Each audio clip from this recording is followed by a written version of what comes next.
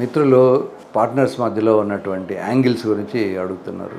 ఏ angle అయినా మీకు ఏది వీలుగా ఉంటే ఆ యాంగిల్ చేయండి.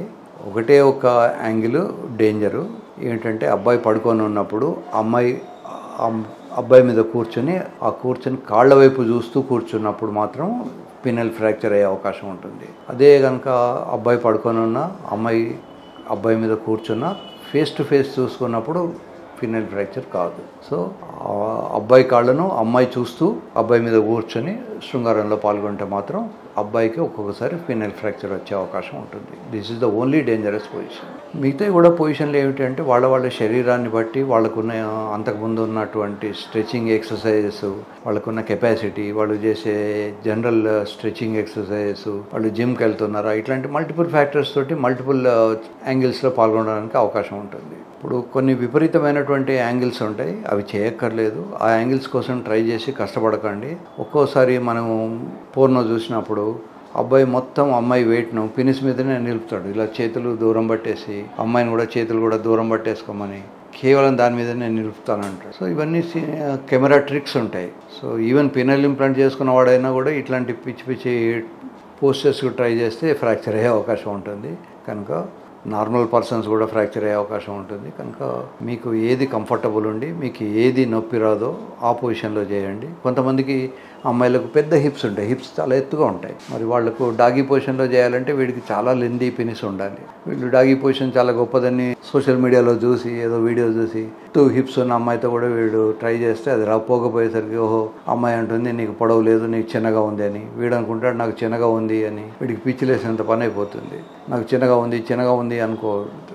భగవంతుడు అందరికీ అవసరానికి మించే ఇస్తాడు పొడవును. గుమ్మడికాయ పుడుతుంది, పొట్టకాయకే పుడుతుంది. పినిస్ 2 రకాలు ఉంటుంది. ఒకటేమో షోవర్స్, మనకు వాడి ప్యాంట్ ఇచ్చగానే ఇంత పొడవుగా కనబడుతుంది. ఇంకోటి గ్రోవర్స్, ప్యాంట్ ఇచ్చినప్పుడు చిన్నగానే ఉంటుంది కానీ వాడు అమ్మాయి దగ్గరికి వెళ్ళినప్పుడు అది పొడవు పెరుగుతుంది. దాన్ని గ్రోవర్స్ అంటారు. సో కొంతమంది గ్రోవర్స్గా ఉండొచ్చు, కొంతమంది షోవర్స్గా ఉండొచ్చు. ఎక్కువ పొడవు ఉన్న వాళ్ళకు కొన్ని డిసడ్వాంటేజ్ కూడా ఉంటాయి. మరీ ఎక్కువ పొడవు ఉన్నప్పుడు సరిపోయినంత రక్తం రాక అది ఇట్లా పొట్లకాయలాగా వేలాడుతూ ఉంటుంది. దాన్ని వెజనల్ ఇంట్రాయిటస్ అంటాం. అమ్మాయి జన్నాంగాల లోపలికి చొప్పించడం కూడా చాలా ఇబ్బంది అవుతూ ఉంటుంది. కనుక length is immaterial, strength is always counts. కనుక లెంత్ కన్నా ముఖ్యమైనది స్ట్రెంగ్త్.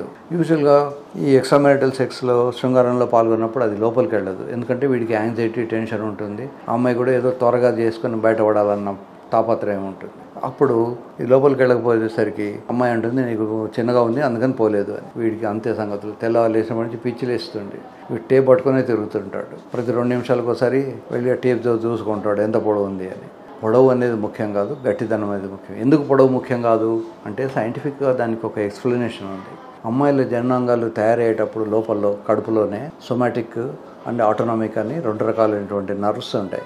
ఈ ముందు వైపు మనకు కనిపించే భాగము 3 సెంటీమీటర్లు సొమాటిక్ ఇన్నర్వేషన్ ఉంటుంది, లోపలిది ఆటోనామిక్ ఇన్నర్వేషన్ ఉంటుంది. మొదటి 3 సెంటీమీటర్లకు మాత్రమే టచ్, టెంపరేచరు ఇవన్నీ కూడా తెలుస్తాయి. ఫర్ ఎగ్జాంపుల్ మన చెయ్యి ఇలా ఉందనుకోండి, మనం టెంపరేచర్ని ఇలా మనం ఇలా చూస్తాం. ఎందుకంటే ఈ చెయ్యి రోజు అన్నిటినీ తాకి దీనికి ఆ సెన్సేషన్ పోతుంది. సో ఇటువైపు ఉన్నది మాత్రమే సెన్సేషన్ పట్టుకోగలదు. సో అమ్మాయిలకు కూడా సెన్సేషన్ ఫస్ట్ 3 సెంటీమీటర్స్లో మ్యాక్సిమం ఉంటుంది. 3 సెంటీమీటర్స్ బియాండ్ డెప్త్లో కేవలం వాళ్ళకు బరువు అట్లాంటివి మాత్రమే తెలుస్తుంది. టచ్ సెన్సేషన్ బాగా తగ్గిపోయి ఉంటుంది. కనుక length is immaterial, always strength counts. Strength గురించి మీరు ట్రై చేయండి. జనరల్ స్టామినా పెంచుకోండి, బరువు పెరగకుండా చూసుకోండి, పొట్ట రాకుండా చూసుకోండి. ఈ పొట్ట కూడా పెద్ద ప్రమాదమైంది.